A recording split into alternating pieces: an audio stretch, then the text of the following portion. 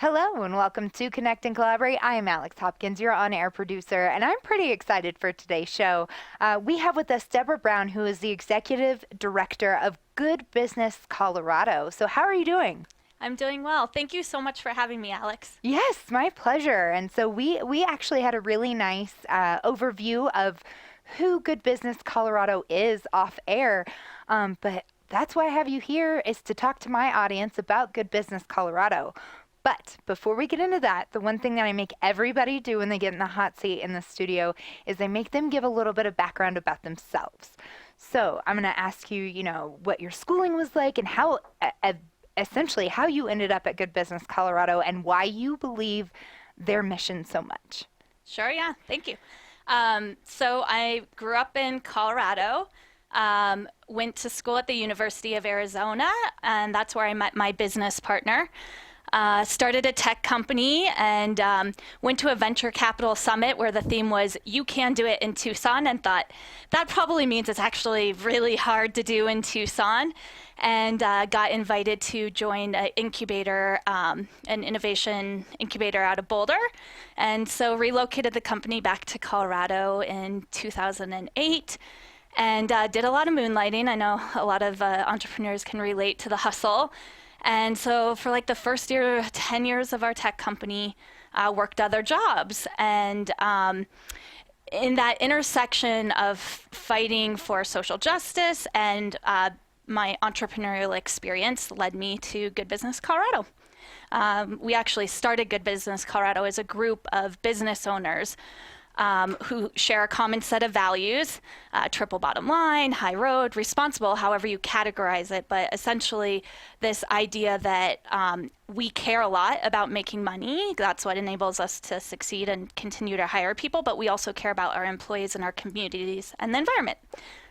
Awesome. So the triple bottom line, do you mind defining that for me? Because I had never heard that term actually until you came in. So tell me about that. So people, profit, planet. So the three Ps. Oh. So it's that when you are evaluating the net value, of your company and the net impact, that you should take into account not just your pure profit, but also the impact on the people you interact with, both as employees and as in the community in which you're operating, and the planet. Awesome.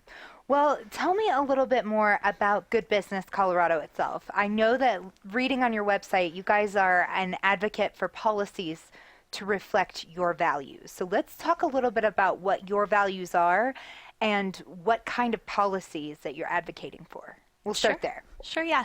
So all of our work falls under the three pillars of strong economy, thriving communities, and a sustainable environment. And so our goal is basically to be a conduit between the businesses who feel underrepresented at the Capitol and in the policy debate, in policy conversations, and decision makers. And so a lot of that entails learning and listening and understanding what the exact needs are of the responsible triple bottom line, high road business community, and advocating for policies that reflect those values. Awesome. So underrepresented, I underlined that when you said that.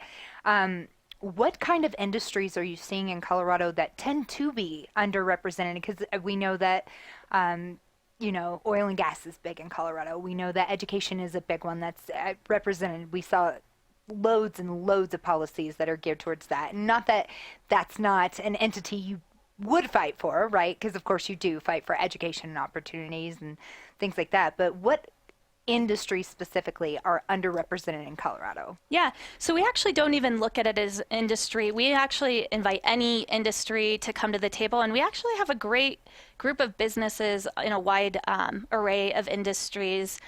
We look at it more of the voices, especially of small businesses, people with 25 and less employees, their interests and what benefits their businesses very different oftentimes than large corporations that tend to dominate the conversation on policy. And they rightfully have a seat at the table. They should. They absolutely should too.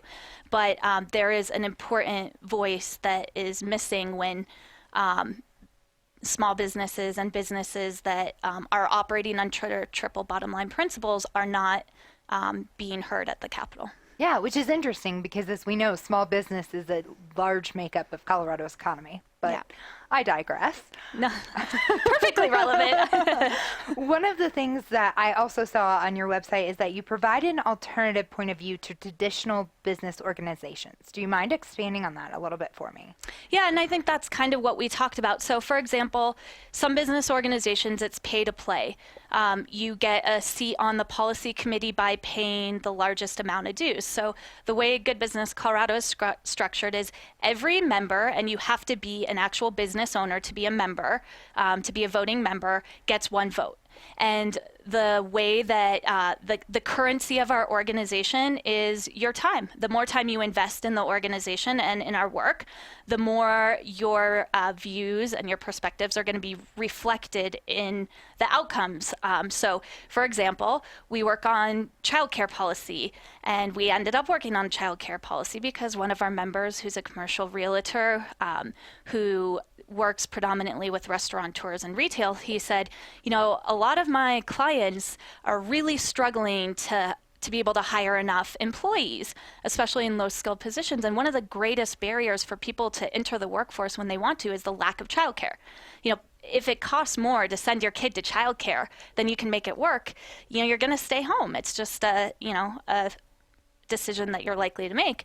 And so he said, we really should be working on childcare because it's such a pain point for my clientele. And so we did a survey of our members to find out how many other members felt the pinch, either personally as trying to balance running their company and having children, not in school age yet, and of trying to retain employees. And we heard loud and clear that, yeah, this is an issue we should be working on. So last year we supported a suite of 4 bills that are on childcare, specifically because the people who showed up and engaged in the conversation said that's what we should be working on. Awesome. So I would imagine that all of your work and all of the efforts that you put in are completely swayed by your members then. Exactly. It's one member, one vote. The people who show up have the opportunity to steer the work, but then we usually use the full membership as a sounding board. So we have working groups that come up with recommendations, and then they'll put out those recommendations to the full membership, and whoever votes, their voices are heard. So everybody gets to vote, but everybody has one vote. Awesome. And that again, that's regardless of business size. So you will accept anyone as long as they are a business owner to be a member, but regardless of industry and regardless of size of company, it doesn't matter as long as the values are the same. Exactly. It doesn't matter industry, size, anything except values. Cool. So I imagine the full day kindergarten bill going through was a huge victory on your end as well. You know what's interesting is we actually didn't advocate specifically for that bill. I would venture to guess that the vast majority of our members would have supported it. But I think the bills that we ended up focusing on, like a child care action plan, so looking at what are the barriers for home care, child care providers to be operating, to open and then to remain open. We looked at a tax credit for child care educators because there's a lot of data in states that have passed similar policy that shows the quality of care goes up, and then you incentivize people to enter into that workforce. And we have a shortage of child care providers. So we ended up not actually really focusing on that by virtue of the fact of our attention was on some other bills that we were very vested in the impact that had a really direct connection to our members. And Yeah, well, and I imagine that childcare, usually typically for kids that are under school age, right? Mm-hmm. Yeah, so that is your bigger focus. I want to ask you here, so you mentioned that you do have some people that are just like mom and pop shop owners, right? And that being in the restaurant industry. And I'm only focusing on that simply because we saw some bills talking about minimum wage increases. And the biggest impact that we see are on those mom and pop shops. They run out of incentive to be able to hire more help, which is ideal that their business is growing, when they're focusing on raising the minimum wage for the employees that they do have. Yeah, so Good Business Colorado supported local control of minimum wage, and there's a strong business case for doing so. So first, when you look at the long-term financial prosperity of your businesses in any given community, it does depend on the workforce and their ability to be healthy and educated. And so if you look at the self-sufficiency standard across the state, there's no county in the U.S. or in the state where the minimum wage would be sufficient for a family of 2 parents and 2 kids. And so, for us, it's a matter of equity for our members that are voluntarily paying businesses enough for them to survive and not to need the safety nets. If there are businesses that aren't paying their employees enough to take care of their basic needs, and those employees have no choice but turn to the public benefit system, then they're essentially externalizing their operating costs. And that hurts my members because now not only are they paying the taxes for the safety net programs, but they're also subsidizing their competitors for paying lower wages when they're paying higher wages. So it's basically an unfair competitive advantage. And so we absolutely think that communities are best suited to be able to determine what minimum wage is appropriate for their community. Now, we also do definitely wanted to make sure there were some guardrails in there. For moms and pops, the biggest challenge is increases that are too extreme too quickly. Yes. So, the parameter that was put in, I think it's 75 cents a year or 10% of the hourly wage is one thing that really insulates the businesses that are operating with the smallest margins from that fear, because it's, first of all, a lot of businesses that are already doing the right thing, paying their employees a livable wage, they're already above the state minimum wage. But even for those, and we do have members that do pay the minimum wage, that's the slow increase gradually over time is what will enable them to adjust their margins to mark up their product in a way that's digestible to their clientele, to, as Pete with Illegal Pete's always says, tighten their belt in other places, to find those efficiencies that enable them to accommodate the change slowly over time, and that's really important. Yes. I like that. And it's good to know that, it's good to reiterate that, right? If we give companies some time, they can get there. You can't push it immediately because that's how you lose out. That's how businesses close. Right.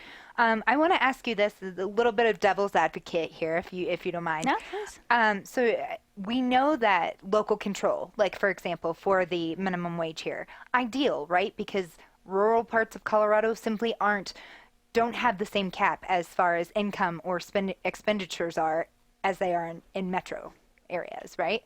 But other things like, for example, Simplify Tax Colorado, the tax simplification code, right? Because we've given so much local control on taxes, we've diluted the tax code essentially here in Colorado. So there are some instances where local control is fantastic, and then other instances where it just makes everything a mess. Yeah, and so if you look at the number of tax codes, so it's like 5 or 7 or 800 different ones. Mm-hmm. So that's very different. What we've seen across the country and what we certainly anticipate, people don't like raise the minimum wage because they think it's a fun thing to do. They do it because it's a necessary tool to be able to help their local economy. And, there's a lot of data out there that's been accumulated over the course of time and space to show that when workers do have enough money, especially low-wage workers, they invest it back in the local economy. So there's like a multiplier effect that happens when people have higher wages versus when higher earners get additional money. They tend to, put it in investments or savings that doesn't really go right back into the community, where low-wage workers, they're spending what they make because they need to survive. So there's that piece of it. But that's why I think you've seen in states that don't have a preemption like what we overturned, or in states where they've always had the ability to set local minimum wages, it's done very judiciously and really only in big metropolitan areas where the cost of living is so out of step with what wages are. And that's what I think you'll see here in Colorado. It is not going to be, I mark my words, come back and pull me in here next year if we're having a conversation because even 10 different counties decided to raise their minimum wage. I really do think you're going to see it in Denver and Boulder and places where, the cost of living is so out of step with the current minimum wage. Yes, I Thank you for your answer. I appreciate that. And actually, we skipped over a little bit of this part, but you didn't start, or you just started in October of 2017. So you guys are only about a year and a half old. Your 2 year anniversary is in October, and you've gotten a lot done under your belt, right? Specifically, I imagine that you starting before the 2018 elections came on was part of the goal, right? So we actually really haven't played in the candidate field very much. Yeah. We, yeah, we're very much focused on policy, but we have grown very quickly. Like you mentioned, we're up to, I think, 153 members across the state. We're in the process of a statewide listening tour right now to really get a better sense of the needs of business communities across the state. We're hiring a policy director.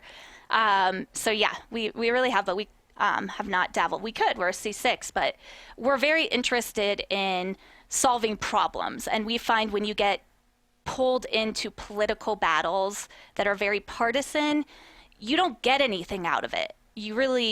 What we're really interested in is solving the problems that face our businesses and face our communities and our environment, our planet.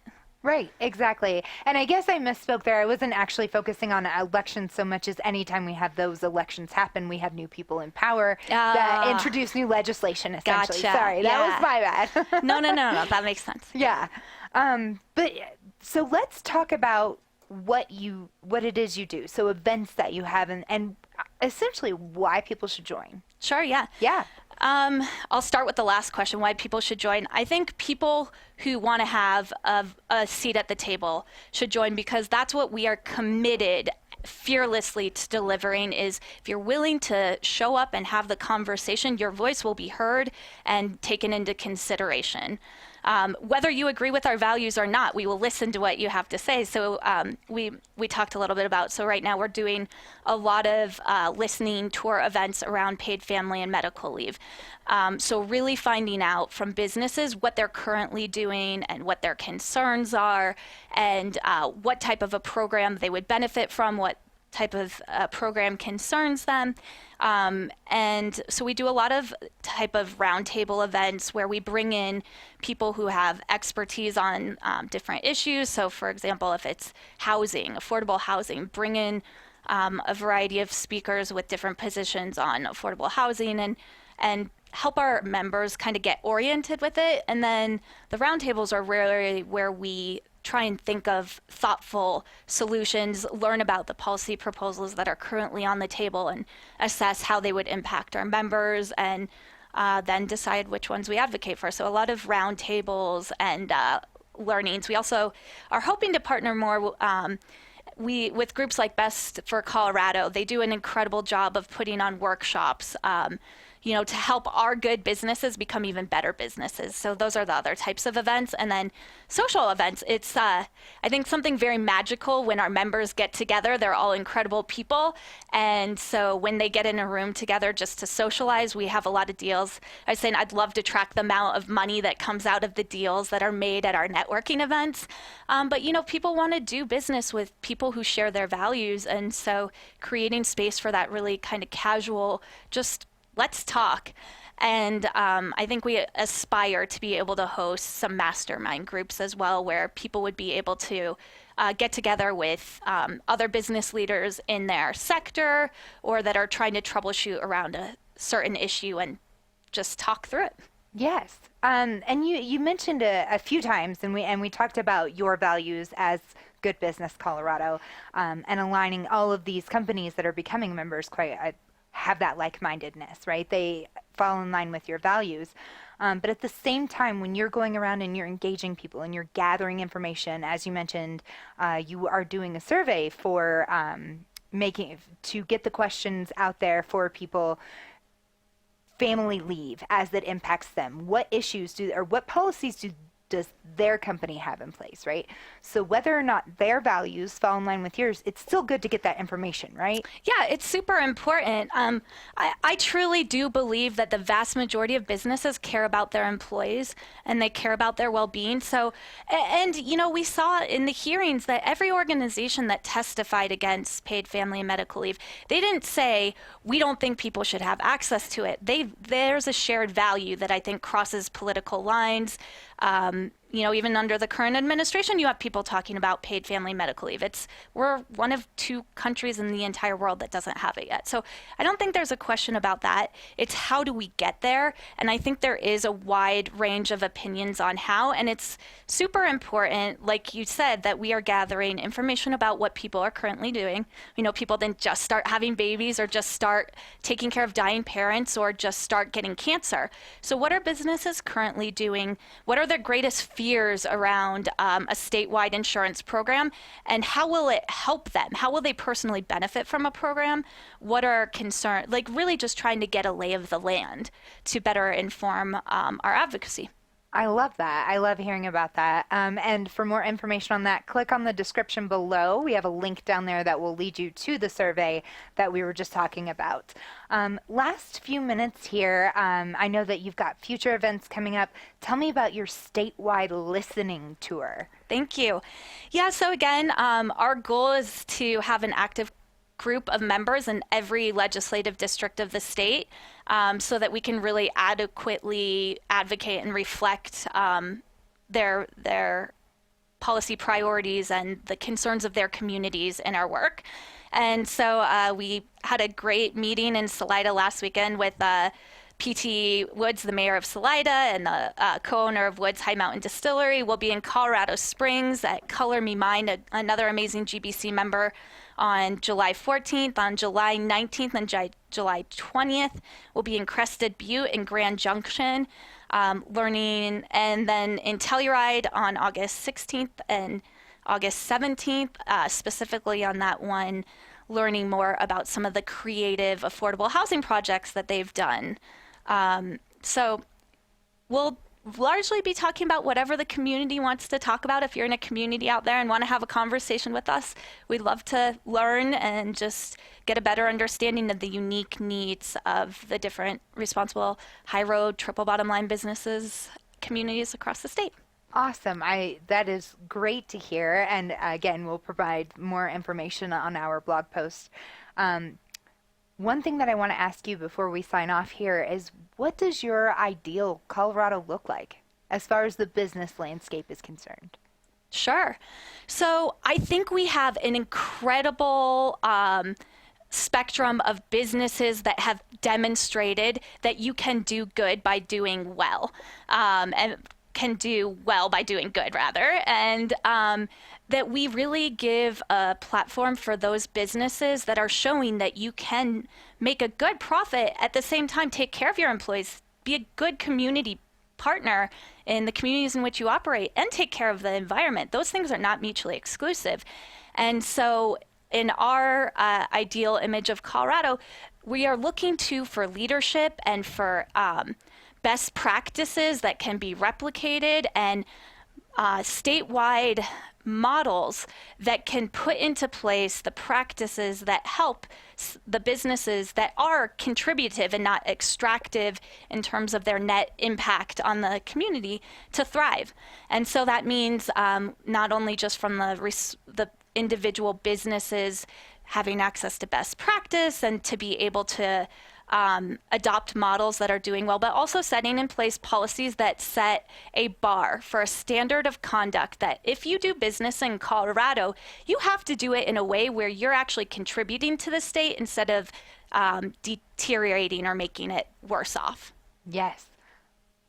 Well said. I appreciate your time. Debra, it has been a pleasure having you in here. Thank you so much. So again, we're going to say it for the first time, visit goodbusinessco.org. And if you visit goodbusinessco.org/survey, you can find that survey asking you to make sure that you give your input on Family Leave Act and how your business is impacted or would be impacted by a state-run Family Leave Act. Yes, think I said that right. All right. Thank you so much, Deborah. It has been a pleasure. And be sure to visit cobrt.com/radio-podcast for this show and more. And be sure to like and subscribe our YouTube page while you're here. Have a wonderful day. Thank you.